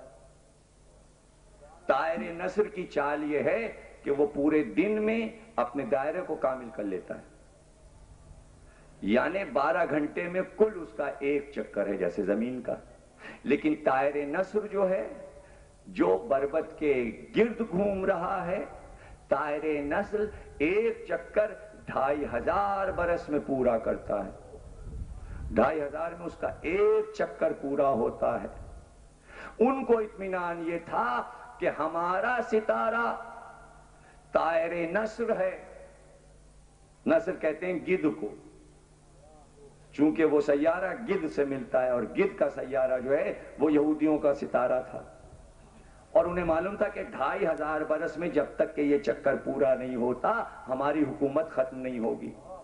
نجومی نے انہیں یقین دلا دیا تھا برجی پہ بیٹھ کے کہ سب اطمینان سے رہو، کوئی مسلمانوں میں فتح ہمیں نہیں کر سکتا، ابھی 2500 برس تک ہم حکومت کرتے رہیں گے ان قلعوں میں اور ہمیں کوئی عرب سے نکال نہیں سکتا۔ خیبر پڑھنا آسان نہیں ہے، اگر آپ یہ سمجھ رہے ہیں، یہ کہہ دینا آسان ہے کہ بس خیبر نہ پڑھو۔ بہت رخ ہے خیبر کے۔ محتشم کاشی نے اپنے ہفت بند میں یہ اسم اعظم لکھا ہے، خیبر کہاں کہاں ہے، اگر یہی پڑھوں تو ایک موضوع ہے کہ فارسی ادب میں کہاں ہے، عربی ادب میں کہاں ہے۔ ابن ابی الحدید معتزلی کا پورا قصیدہ ہے خیبر کے بارے میں، اور پڑھ کے دیکھیے کہ کیا خیبر لکھی ہے ابن ابی الحدید معتزلی نے، یا ہفت بند میں کیا لکھا ہے ملا کاشی نے، پڑھ کے دیکھیے تو پتہ چلے، اس کا ترجمہ پڑھیے۔ ہفت بند میں ملا کاشی کہتے ہیں کہ انہیں اطمینان تھا نجومیوں کو، لیکن وہی ساتھ جب بربط کے گرد طائر نصر چکر لگا رہا ہو، اس میں ایک ساتھ ایسی آتی ہے کہ اگر لوہے کو پتھر پہ گاڑا جائے تو اس ساتھ کے وقت لوہا پتھر میں سوراخ کر کے پتھر میں گڑ جاتا ہے۔ اب یہ نجومی کو معلوم ہے، علی جان رہے ہیں کہ نجومی بیٹھا ہے، ورنہ علی کو ضرورت نہیں تھی یہ عمل دکھانے کی۔ اس نجومی نے پہلے علی کا چہرہ دیکھا اور اسی وقت یہ عمل ہوا کہ علی نے پتھر پہ علم کو گاڑا اور وہ گڑ گیا، نصب ہو گیا علم۔ جیسے ہی علم نصب ہوا، اس نے جلدی سے ستارے کی چال کو دیکھا، ستارے کی چال کو دیکھا تو وہ طائر نصر جو 2500 برس میں چکر پورا کرنے والا تھا، اس نے ایک سیکنڈ میں پورا چکر کر لیا۔ بھائی کیا سن رہے ہیں آپ؟ 2500 برس کے سفر کو علی نے علم کی ایک جنبش سے ستارے کی چال کو ختم کر دیا۔ جیسا ہی ستارہ چکر پورا کرنے لگا، یہودی وہاں سے کود پڑا، برجی سے کود پڑا، پاگل ہو گیا نا وہ تو پاگل ہو گیا، ستارہ شناس تھا، وہ جو کودا تو یہودی دوڑے۔ سردار کہلے کیا ہوا؟ کہلے بس کچھ نہ پوچھو، کچھ نہ پوچھو، کچھ نہ پوچھو۔ اب جب پاگل ہو جاتا ہے نا آدمی کو، کوئی انہونی ہو جائے تو پھر وہ تو پاگل ہی ہو جاتا ہے نا، آپ میں تو نہیں رہتا، کبھی ادھر بھاگ رہا ہے، کبھی ادھر بھاگ رہا ہے، کبھی ادھر بھاگ رہا ہے، کبھی ادھر بھاگ رہا ہے، اور سب اس کے پیچھے پیچھے دوڑ رہے ہیں۔ ارے بتا تو کیا ہوا؟ بس اس نے چیخ کر کہا، ارے کیا ہوا؟ شیرو آ گیا، شیر آ گیا، حکومت ختم ہوئی تمہاری۔ اب آپ بتا دیجئے پڑھوں یا نہ پڑھوں؟ پڑھوں؟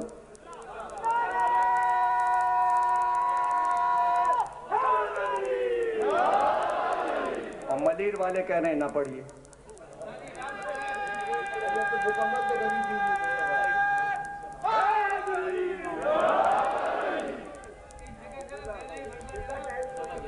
سوا 11 تو جناب اگر آپ اجازت دیں تو کل انشاءاللہ ہم خیبر کو پورا کریں، اس لیے کہ سوا 11 ہو گئے۔ دیکھیے دبیر کا ایک بند ہے، وہ ہم آپ کو سنا دیتے ہیں، آدھی خیبر باقی ہے، اس وقت پڑھنا بیکار ہے اس لیے کہ پوری نہیں ہو سکتی، اس لیے اگر آپ کل وعدہ کرتے ہیں انشاءاللہ اسی طرح سنیں گے تو ہم شروع سے ہی خیبر ہی شروع کر دیں گے تاکہ کل کامل کریں۔ ایک بند آپ کو ہم سناتے ہیں مرزا دبیر کہ شیر کی آمد ہے کہ رن کانپ رہا، کہ شیر کی آمد ہے کہ رن کانپ رہا ہے، رن ایک طرف چرخ کوہن کانپ رہا ہے۔ یہاں اس مصرے پہ ہم آپ کو روک رہے ہیں، یعنی ایک شیر کی آمد پر رن ہل رہا ہے۔ دبیر کہہ رہے ہیں رن تو ایک طرف، آسمان ہل رہا ہے۔ تو لوگوں نے اعتراض کیا کہ کسی بہادر کی آمد پر چرخ کوہن کیسے کانپ سکتا ہے؟ علی نے بتا دیا نا کہ ادھر علم گڑا، ادھر ستارے ہل کر رہ گئے،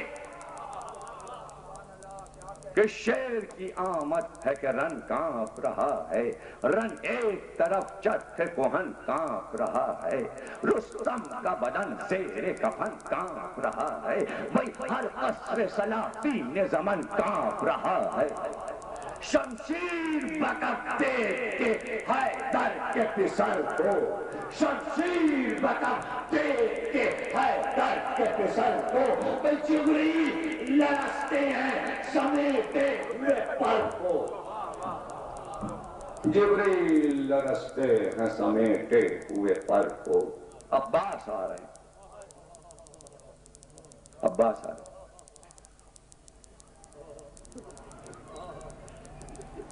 یہ دبیر کا بن تھا، ایک میر انیس کا بن بھی یہاں پہ سن لیجیے۔ جب عباس آئے تو کیا ہوا، عباس کی آمد پہ کیا ہوا۔ یہ دبیر کا بن ہے کہ شیر کی آمد ہے کرن کا۔ اب انیس کا بن سنیے اور آپ حیران ہوں گے کہ ان مرثیہ نگار شعراء کی کہاں کہاں نظر رہتی تھی۔ حسین کے دربار کا مداح کیا کیا چیز نظر میں رکھتا ہے۔ کہتے ہیں ملک، عباس آ رہے ہیں، کہتے ہیں ملک عرش کے پائے کو سنبھالے۔ عباس آ رہے ہیں، کہتے ہیں ملک عرش کے پائے کو سنبھالے، گیتی کو خدا آج تباہی سے بچا لے، گیتی کو خدا آج تباہی سے بچا لے۔ کیا کیا بہے غزوہ خندق میں خون کے نالے، ہیں یہی قلعہ خیبر کے یہی توڑنے والے، ہیں قلعہ خیبر کے یہی توڑنے والے۔ بیت دیکھیے گا، اور شیر کا لفظ یعنی اسد، اسد مانے شیر، کہاں انیس نے اس لفظ کو کس طرح استعمال کیا ہے، یہ میر انیس کا کمال ہے۔ نقشہ نظر آ جائے گا پھر جنگ احد کا، قافیہ کتنا مشکل ہے۔ عباس آ رہے ہیں، نقشہ نظر آ جائے گا پھر جنگ احد کا، بھئی پوتا ہے لڑائی پہ چڑھا بنت اسد کا، پوتا ہے لڑائی پہ چڑھا بنت اسد کا۔ شیر کی بیٹی کا پوتا عباس آ رہا، کہاں دادی کو یاد کیا میر انیس نے۔ علی فاطمہ بنت اسد کی گود میں پلے تھے، کچھ آپ سمجھے میر انیس نے کیا اشارہ کیا۔ علی فاطمہ بنت اسد کی گود میں پلے تھے، تو علی نے بھی چاہا کہ میرے بیٹے کے لیے بھی ایک گود ایسی ہو کہ جیسی گود حسن اور حسین کو ملی ایسے ہی میرے عباس کو بھی ملے۔ تو بے اختیار کہا عقیل، کسی بہادر قبیلے کی بیٹی کو تلاش کرو خاندان کو تاکہ ہم عقد کریں۔ عقیل گئے اور حزام کے پاس قبیلہ بنی کلاب کے سردار سے کہا، ہم تمہاری بیٹی کا پیغام لے کر آئیں فاطمہ حزامیہ کے لیے۔ اس نے جا کر اپنی زوجہ سے کہا، تیری بیٹی کے لیے علی کا پیغام آیا۔ بے اختیار اس نے کہا، نبی کا داماد ہمارا داماد بنے گا، ہمارے لیے اس سے بڑھ کے خوش قسمتی کیا ہو سکتی ہے۔ عقیل نے کہا، بیٹی سے بھی اپنی پوچھ، ہمارے اسلام کا یہ دستور ہے کہ بیٹی سے بھی دریافت کرتے ہیں۔ اس کی زوجہ نے اپنی بیٹی کی سہیلیوں کو بلایا اور کہا، تم جا کر میری بچی سے پوچھو کہ ایک پیغام مدینے سے آیا ہے جو کئی جنگوں کا فاتح ہے، نبی کا وزیر ہے، نبی کا بھائی ہے، اس کا نام علی ہے، تجھے یہ رشتہ منظور ہے؟ تو اس نے جواب میں کہا، کل شب میں نے خواب دیکھا تھا، عباس کی ماں بننے والی ہے نا، تو دیکھیے جواب کیسے دیا، کل شب میں نے خواب دیکھا کہ ایک معظمہ آئیں اور انہوں نے مجھے دلہن بنانا شروع کیا، اور جب دلہن بنا چکی تو انہوں نے کہا، فاطمہ کلابیہ مبارک ہو، تو میرے بیٹے عباس کی ماں بن گئی۔ میں نے بی بی سے پوچھا، آپ کون ہیں؟ کہا، میں نبی آخر کی بیٹی فاطمہ زہرا ہوں۔ روئیں گے آپ، ایسا تھوڑی ہے کہ عباس کا ذکر ہو اور آنکھ سے آنسو نہ ٹپکیں۔ کربلا کا مظلوم ترین علمدار و سپہ سالار اور وہ بھائی اور ایسا چچا کہ جو اپنی بھتیجی کے لیے جیا ہے مگر اپنی بھتیجی کی آخری خواہش کو کامل نہ کر سکا، اور مرتے دم تک اسی بچی کا خیال رہا جس کا نام سکینہ ہے۔ آج جب عباس کا نام آتا ہے تو عباس کے نام کے ساتھ سکینہ کا نام بھی آتا ہے۔ بیاہ کر علی کے گھر میں آئیں، لیکن جب محافے پر بیٹھ کر علی کے گھر میں آئیں تو محافے سے اترتے ہی پہلا کام یہ کیا کہ علی کے دروازے پر سجدہ کیا۔ لوگوں نے کہا یہ سجدہ کیسا؟ یہ فاطمہ زہرا کا در ہے، یہاں ملائکہ سجدے کرتے تھے۔ بی بی گھر میں آئیں، اللہ عباس کی ماں کا ذکر ہو رہا ہے۔ خدا کی قسم تاریخ میں ام البنین کا جو کردار ہم نے پایا ہے، ہم حیران ہیں کہ اس بی بی کا کردار کتنا عجیب و غریب ہے۔ جب حجرے میں آئیں تو پوچھا حسن اور حسین کا حجرہ کہاں ہے؟ زینب و ام کلثوم کہاں ہیں؟ تو ان حجروں میں ہاتھ کو باندھ کر گئیں اور کہا شہزادیوں میں ماں بن کر نہیں آئی ہوں، میں اس گھر میں تم لوگوں کی کنیز بن کر آئی ہوں۔ 1 سال کے بعد اللہ نے چاند کا بیٹا دیا تو صرف یہ دیکھا کہ علی آئے تو آتے ہی بازوؤں کو چومنے لگے۔ پوچھا نہیں کہ آپ نے بچے کے بازو کیوں چومے۔ پھر ام البنین نے یہ بھی دیکھا کہ جب عباس پیدا ہوئے تو حسین کی عمر 25 برس تھی۔ یہ یاد رکھا کیجئے جب عباس کو آپ رویا کریں تو یہ یاد رکھیے کہ دونوں بھائیوں میں چھٹائی بڑائی 25 برس کی ہے، یعنی باپ اور بیٹے کی جیسے چھٹائی بڑائی ہوتی ہے ایسی عباس اور حسین میں ہے۔ جب عباس پیدا ہوئے حسین 25 برس کے تھے۔ ایک بار آواز دی کہ حسین ذرا میرے پاس آؤ۔ جب علی کے قریب آ گئے کہ ہاتھ پھیلاؤ، حسین نے ہاتھ پھیلائے، بچے کو حسین کی گود میں دے دیا۔ بے اختیار علی نے پوچھا حسین بچے کا کچھ نام رکھا؟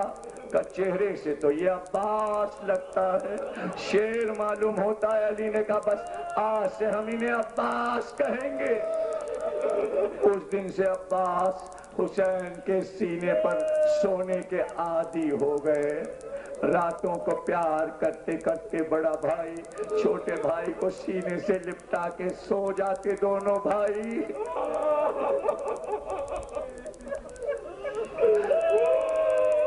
سو جاتے دونوں بھائی۔ صبح کو آ کر علی عباس کو حسین کے سینے سے اٹھاتے تاکہ ماں کے پاس پہنچا دیں، بیٹا دودھ پی لے، اپنی بھوک مٹا لے۔ لیکن جب حسین صبح کی نماز کے لیے اٹھ جاتے تو پھر عباس کو منگا لیتے۔ جب عباس 5 برس کے ہو گئے تو حسین کے پیچھے پیچھے ایسے چلتے جیسے علی نہج البلاغہ میں کہتے ہیں میں رسول کے پیچھے ایسے چلتا جیسے اونٹ کا بچہ اونٹ کے پیچھے پیچھے چلتا۔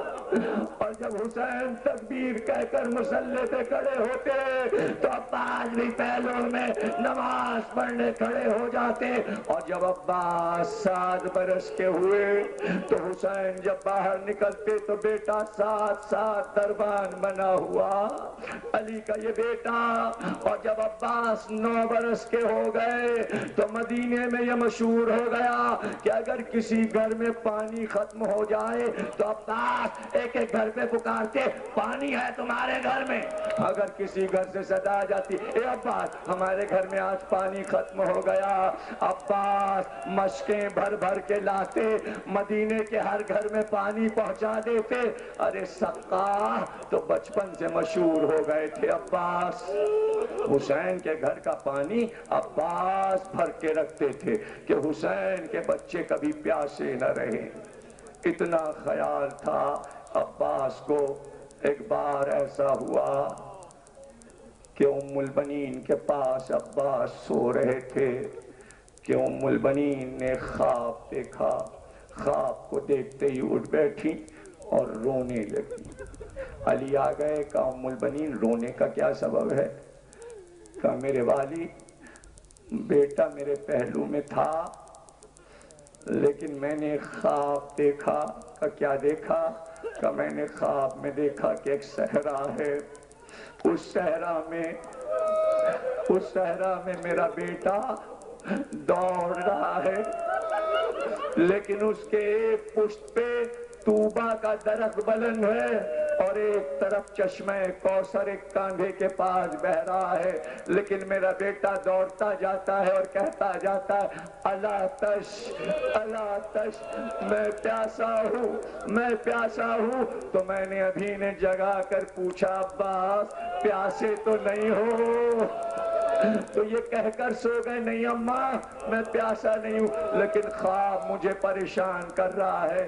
کہ بچے کے پاس سے اٹھاؤ ام البنین، آج میں تمہیں بتا دوں۔ الگ لے گئے کہ ام البنین جب یہ 32 برس کے ہوں گے تو یہ جو طوبہ تم نے کاندھے پہ دیکھا، یہ حسین کا علم اس کاندھے پر اٹھائیں گے، اور یہ جو تم نے چشمہ کوثر دیکھا یہ فرات ان کے شانے کے پاس بہے گا، یہ پانی لینے بچوں کے لیے جائیں گے مگر ایک قطرہ خود نہیں پئیں گے، نہ بچوں کے لیے پانی لا سکیں گے۔ ام البنین اس دن سے سمجھ گئیں میرے بیٹے کی کوئی بڑی قربانی ہونے والی ہے، حسین پر کوئی مصیبت کا دن آنے والا ہے۔ اسی لیے 28 رجب کو جب قافلہ جا رہا تھا تو ام البنین نے خصوصی طور پر عباس سے بلا کر یہ کہا تھا اے عباس، یہ فاطمہ کا لال نہیں جا رہا، یہ میری روح جا رہی ہے۔ اے عباس، حسین کو میں تجھ سے لوں گی، حسین کی حفاظت کرنا۔ ماں کے الفاظ، بچپن سے علی کا پیغام، عباس کو ہر چیز کا خیال تھا، اس لیے پوری رات تلایا حسین کے خیمے کے گرد پھرتے رہتے، یہاں تک کہ شب عاشور آ گئی۔ ایک ایک خیمے میں جاتے، ایک ایک بچے کو دیکھتے، عباس پہ کیا گزرتی ہوگی جب چھوٹے چھوٹے بچے یہ کہتے ہوں گے چچا عباس میں پیاسا ہوں، کبھی محمد باقر پکارے، کبھی سکینہ پکارے، کبھی آپ کبھی بھی مسلم کی بچی پکارے چچا ہم پیاسے ہیں ہم پیاسے ہیں، تو عباس پہ کیا گزرتی ہوگی۔ عباس کو خیال تھا کہ بچے پیاسے ہیں، اور حسین بھی یہ سمجھ رہے تھے۔ جب عاشور کے دن عباس آئے اور کہا آقا مجھ کو اجازت دیجئے میدان جنگ کی، تو حسین نے کہا عباس تم کو میں کیسے اجازت دے دوں، تم تو میرے لشکر کے سپہ سالار ہو، تم تو میرے لشکر کے علمدار ہو۔ تو کہتے ہیں ایک بار داہنی جانب دیکھا پھر بائیں جانب دیکھا، کہا آقا صبح کو جس لشکر کا علمدار بنایا تھا اب وہ لشکر کہاں ہے؟ سب تو چلے گئے، اب تو کوئی نہ رہا، اب تو لشکر بھی نہیں رہا۔ کہا عباس ہم تم کو نہیں جانے دیں گے، تم تو بیویوں کا سہارا ہو عباس۔ عباس کو کسی طرح بھی حسین نے میدان جنگ کی اجازت نہیں دی۔ تقریر ختم ہوئی، آپ روئے، آپ نے گریہ کیا، آپ کو عباس سب کچھ عطا کریں جو آپ چاہتے ہیں۔ عباس ہر ایک کا دامن در مقصود سے بھر دیتے ہیں، بس دیر ہے پکارنے کی۔ جب کہا عباس تو عباس آ گئے۔ تقریر خاتمے پر تھی لیکن یہ یاد آ گیا ایک واقعہ وہ سنا دوں کہ عباس کو پکارا اور عباس آئے۔ ایک قافلہ جہاز پر بیٹھا ہوا سمندر کے راستے کربلا جا رہا تھا۔ 1932 بمبئی کا اخبار راہ نجات، اس کا رپورٹر راحت حسین لکھتا ہے نیوز میں کہ وہ جہاز جا رہا تھا کربلا معلیٰ، راستے میں طوفان آیا، یہاں تک کہ لہروں کی نظر جہاز ہونے لگا، ڈگمگانے لگا، جہاز ڈوبنے والا تھا، عملہ انگریز تھا، کپتان بھی انگریز تھا۔ دیکھتے ہی دیکھتے جہاز کی کشتیاں جو مددگار کشتیاں تھیں وہ ڈالی جانے لگیں اور جہاز کا عملہ دوڑ دوڑ کے اس پہ اترنے لگا۔ ایک ایک عورت، ایک ایک بی بی، ایک ایک زائر پکارتا تھا ہمیں اس مصیبت پہ چھوڑ کے نہ جاؤ، جہاز ڈوب رہا ہے۔ تو کپتان نے کہا جس کی زیارت کو جاتے ہو اس کو پکارو، ہمیں اپنی جان بچانے دو، ہم ان کشتیوں میں کود کر اپنے آپ کو بچا لیں گے۔ پورا عملہ کشتیوں میں اتر گیا، جہاز اکیلا رہ گیا۔ کہتے ہیں ایک بار عرشے پہ ساری بیویاں آئیں اور ایک بار اپنے بالوں کو کھول کر کہا، عباس، اے عباس، ہم تمہارے آقا حسین کی زیارت کو جا رہے ہیں۔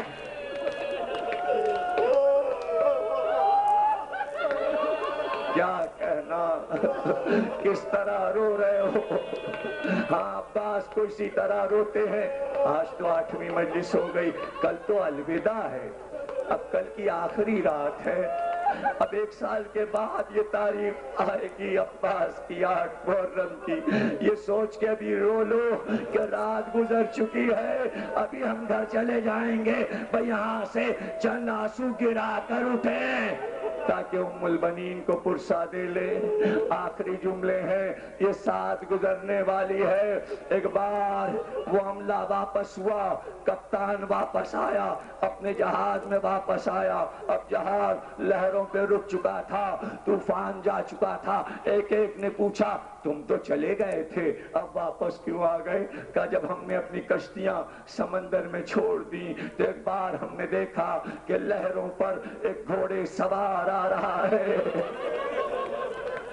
اور اس نے پکار کر کہا کہ اپنا عملہ لے کر جہاز میں واپس چلے جاؤ، ہم عباس ہیں، یہ جہاز خیریت سے کربلا تک جائے گا۔ علماء نے لکھا کہ جب زائر اپنے گھر سے کربلا کی طرف چلتا ہے تو حسین پکارتے ہیں، عباس ہمارے زائر آ رہے ہیں، جاؤ عباس ہمارے زائروں کو لے آؤ۔ عباس مدد کرتے ہیں، پورے سال پکارتے ہو علم پکڑ پکڑ کر، عباس ہماری یہ دعا سن لو، عباس ہماری یہ دعا سن لو۔ اور آج یہ ایک دن ہم روتے ہیں اس طرح شہادت پر، جب عباس کو اجازت نہ ملی، ایک بار خیمے کا پردہ الٹ کر اندر گئے، آواز دی، کہاں ہے میری بچی سکینہ؟ چچا کی پہلی آواز پر سکینہ دوڑتی ہوئی آئیں، کہا کیا حال ہے بیٹی؟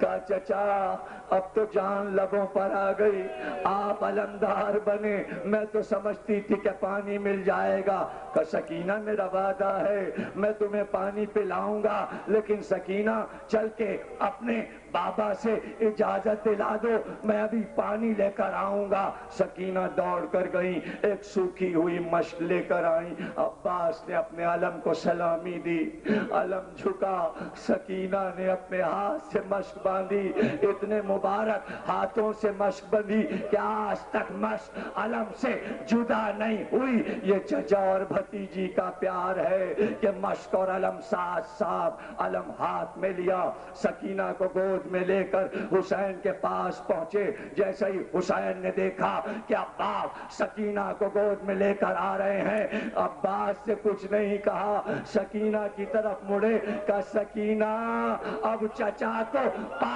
نہ سکو گی، بہت پچھتاؤ گی، پکارو گی چچا کو۔ تم اگر کہہ رہی ہو تو ہم عباس کو اجازت دیتے ہیں، جاؤ عباس، خدا حافظ، پانی لے آؤ، بچوں کے لیے پانی کی سبیل کرو۔ عباس گھوڑے پہ بیٹھے، علم لیا، فرات کا رخ کیا، کیسے لڑے؟ یہ تو عباس کی شجاعت کے لیے وقت درکار ہے۔ ایک تیروں کا طوفان تھا جو عباس کی طرف آ رہا تھا، تیروں کی اس چادر کو تلوار سے کاٹتے ہوئے آگے بڑھے اور اپنے گھوڑے کو فرات میں ڈال دیا، پانی چلوں میں اٹھایا، اٹھا کر دکھایا، لشکر والوں 2 محرم کو تم نے اس دریا سے عباس کو ہٹایا تھا، اب یہ پانی ہمارے قبضے میں ہے، لیکن اس پانی کو پھینک کر بتایا کہ ہمیں اس پانی کی پرواہ کیا ہے، ہم ساقی کوثر کے بیٹے ہیں۔ مشک کو بھرا، مشک سوکھی تھی، بھرنے میں دیر لگی، اتنی دیر میں بھاگا ہوا لشکر سمٹ آیا۔ عباس مشک بھر کر، مشک کو کاندھے پر رکھ کر اب جو واپس ہوئے تو چاروں طرف سے لشکر نے گھیرا، عباس نے راستہ دیکھا. اب عباس یہ نہیں چاہتے تھے کہ میں لڑوں، بلکہ کوشش یہ تھی کہ جلد از جلد پانی حسین کے خیمے تک پہنچا دوں. ذرا سا میری طرف دیکھنا سر کو اٹھا کے، اور پھر تمہیں رونا آئے گا. میں تمہیں کچھ بتانا چاہتا ہوں. تقریر کے آخری جملے ہیں اور غور کرنا، یہ جملے سبط حسن صاحب اعلی اللہ مقامہ کے ہیں. کہتے ہیں جب یہ جملے انہوں نے ادا کیے تو اس کے بعد پھر کچھ سنائی نہیں دے رہا تھا مجلس میں کہ کیا پڑھا گیا. یہ جملے بہت قیامت ہیں. ایک بار عباس نے کھجوروں کی درخت کی طرف سے چلنا شروع کیا تاکہ مشق پک جائے، لیکن جب ایک کھجور کے درخت کے پاس پہنچے تو نوفل ادھر ہی چھپا ہوا تھا. ایک تلوار اس کی چلی، لیکن عباس نے علم دوسرے ہاتھ میں لے لیا. تلوار پھر چلی. اب عباس کیا کرے، اب کیا کرے؟ علم سلامی ہو گیا، لیکن ایک بار مشق کو سینے پہ رکھ کر عباس جھک گئے. عباس کا جھکنا تھا کہ عباس کے سر پر ایک گرز پڑا، گرز پڑا. ایک جملہ ہے اور آخری جملہ، تڑپ جاؤ گے بس میری طرف دیکھنا. میں منہ سے نہیں پڑھوں گا، میں اشارے سے بتاؤں گا. بہت روگے، عباس کا ماتم کر لو، تھوڑا سا دل کا ارمان نکال لو. عباس کہہ کر یا عباس، یا عباس، یا عباس، یا عباس، یا عباس. منہ سے آواز نکالو، مجھے دیکھو میں کیسے ماتم کر رہا ہوں. کہو یا عباس، یا سیدی، یا عباس ابن دارا، یا عباس، یا سیدی، یا عباس. آواز نہیں نکلتی.